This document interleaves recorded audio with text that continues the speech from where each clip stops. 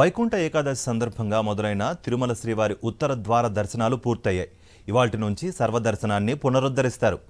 జనవరి నెలలో శ్రీవారి పర్వదినాల వివరాలను కూడా వెల్లడించింది టీటీడీ. తిరుమల వైకుంఠ ద్వార దర్శనాలు ముగిశాయి. 10 రోజుల పాటు వైకుంఠ ద్వారాలు తెరిచి భక్తులకు దర్శన భాగ్యం కలిగించింది టీటీడీ. శ్రీవారి ఆలయంలో డిసెంబర్ 23న ప్రారంభమైన వైకుంఠ ద్వార దర్శనం జనవరి 1 ఏకాంత సేవతో శాస్త్రోక్తంగా ముగియనుంది. 2023 చివరి రోజున 64,665 మంది భక్తులు స్వామివారిని దర్శించుకున్నారు. ఒక్కరోజే 4.34 కోట్ల రూపాయల ఆదాయం వచ్చింది. వైకుంఠ ఏకాదశి పర్వదినం సందర్భంగా డిసెంబర్ 23వ తేదీ నుంచి మొదలైన వైకుంఠ ద్వార దర్శనం జనవరి 1 రాత్రి శ్రీవారి ఏకాంత సేవతో ముగిసింది. పుణ్యప్రదమైన ఉత్తర ద్వార దర్శనం ద్వారా స్వామి దర్శనం కోసం 10 రోజుల పాటు భక్త కోటి పోటెత్తింది. నిత్యం 60 నుంచి 80 వేల మంది భక్తులు శ్రీవారి దర్శన భాగ్యం దక్కించుకున్నారు.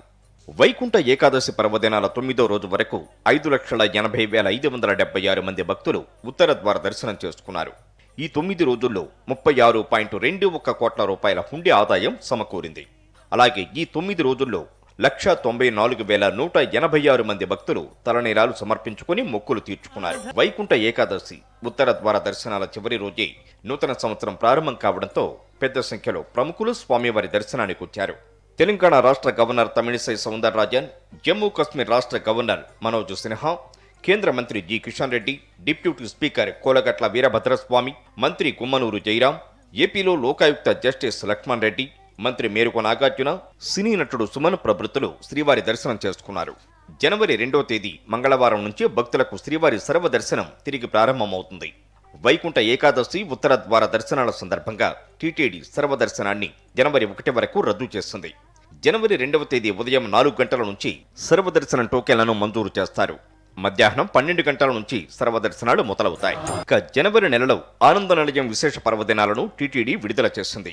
జనవరి 1న శ్రీవారి ఆలయంలో పెద్ద శాతముర వైకుంఠ ద్వార దర్శనం ముగింపు, 5న అధ్యయనోత్సవాల ముగింపు, 6న తిరుమల శ్రీవారు తిరుమల నంబి సన్నిధికి వేంచేపు కార్యక్రమాలు, 7న సర్వ ఏకాదశి, 9న తొండర డిప్పొడి యాళ్వార్ వర్ష తిరునక్షత్రం ఉంటాయని అధికారులు తెలిపారు. 14న భోగి పండుగ ధనుర్మాసం ముగింపు, 15న మకర సంక్రాంతి, సుప్రభాత సేవ పునః ప్రారంభం, 16న పార్వేట మంటపానికి వేంచేపు, కనుమ పండుగను వైభవంగా జరపనున్నట్టు టీటీడీ తెలిపింది. జనవరి 25న శ్రీరామకృష్ణ తీర్థ ముక్కోటి, 28న తిరుమొళి సెయ్యాళ్వార్ వర్ష తిరునక్షత్రం, 31న కూరత్తాళ్వార్ వర్ష తిరునక్షత్రం కార్యక్రమాలు నిర్వహిస్తారు.